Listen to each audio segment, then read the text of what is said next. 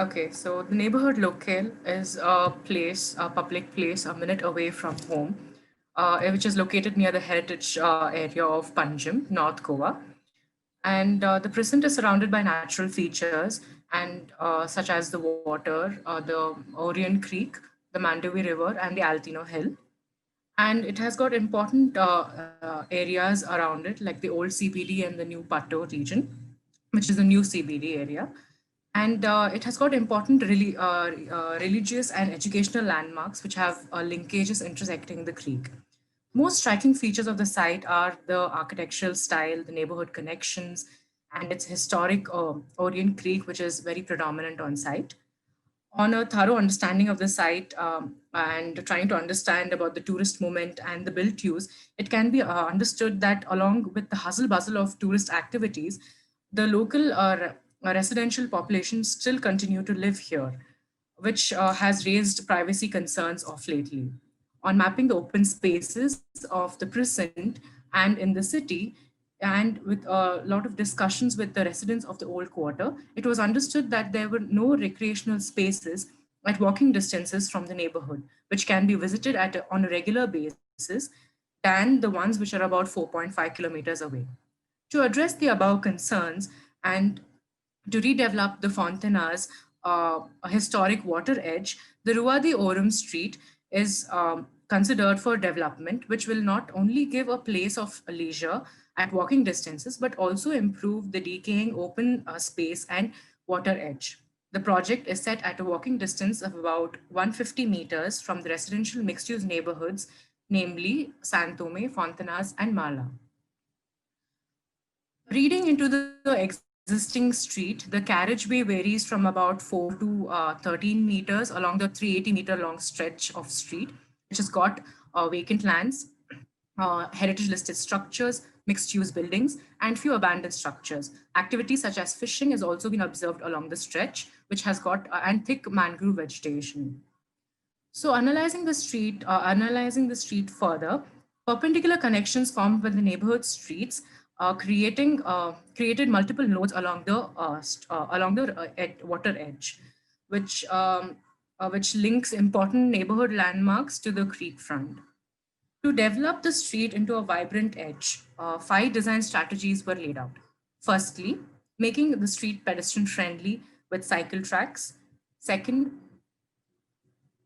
to introduce multiple activity pockets at the nodes, to establish more pedestrian connections towards Patto, the new CBD, and to strengthen the streets leading to the creek. And lastly would be to identify adaptive reuse structures and repurpose semi-permeable ground floor uses along the built edge. So the proposed creek front experience had various. I mean, the proposed creek front offers various experiences of leisure, ecological sensitive mangroves, and ecological zones, transit plazas, viewing decks, and pedestrian oriented interventions.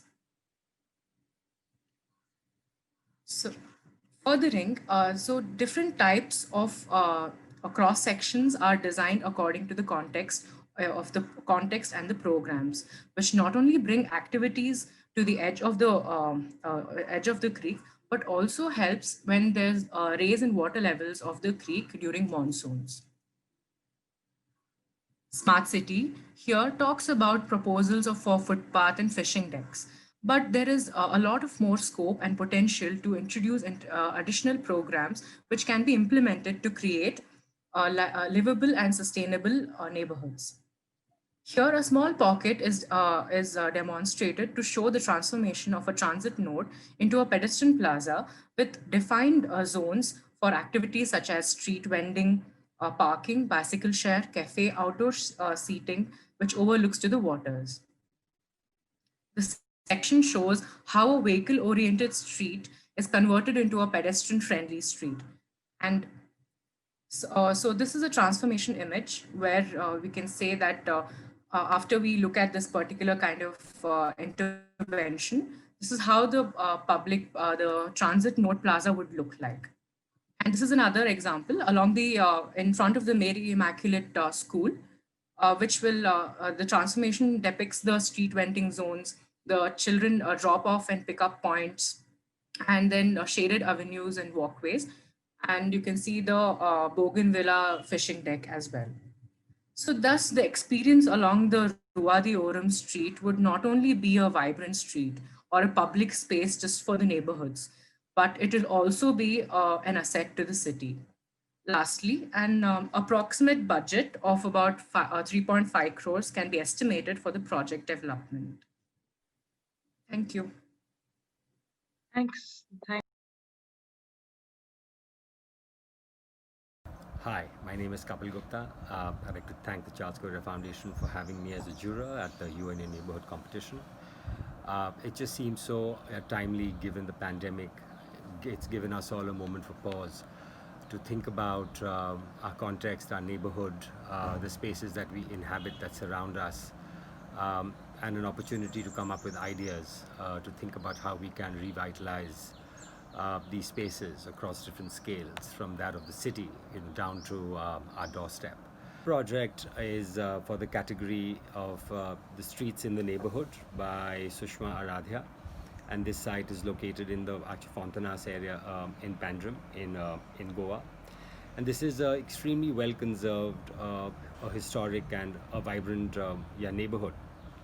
The Fontanas was actually the older Latin quarters of Goa.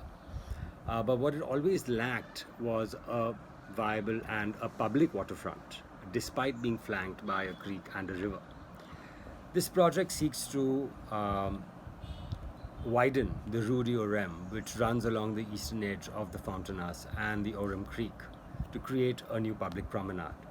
This will enable the lively and the winding streets that you find in this 200-year-old dense settlement to terminate into an expansive linear public space, stimulating social and cultural events along the water's edge.